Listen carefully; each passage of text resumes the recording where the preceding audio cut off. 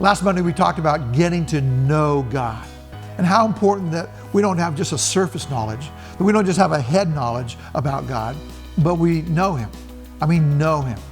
So then the question is, well, how do I get to know God? That's a great question. I want to let you know that's why Jesus came. That's what His purpose is.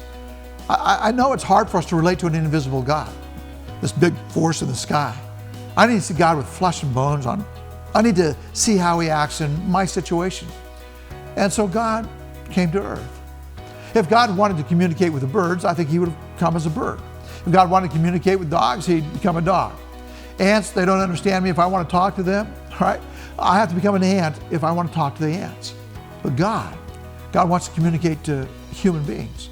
So He became one of us. His name, Jesus.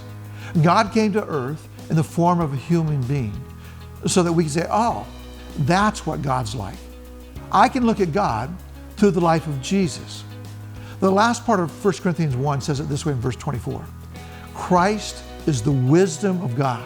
That's what we've been talking about, wisdom, how to get wisdom. All right, so the most important thing, if you want to know what wisdom is really like, is look at Jesus, because He embodies it. He personifies it. Seeing how He lives is what it means to live wisely.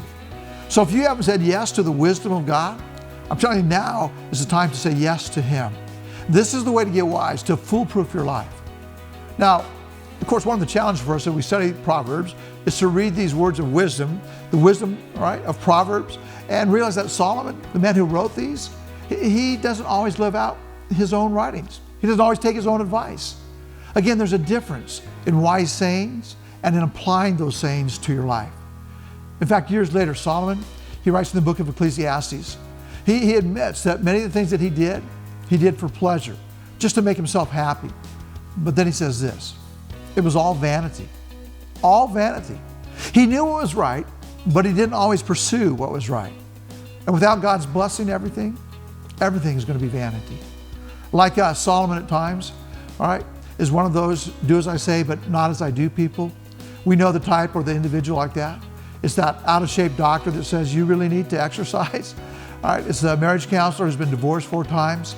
It's the preacher who tells you to read a chapter in Proverbs every day of the month and yet hasn't cracked open his Bible in months. It's the financial planner who asks you for a loan. It's the nutritionist who camps out at Krispy Kreme donuts.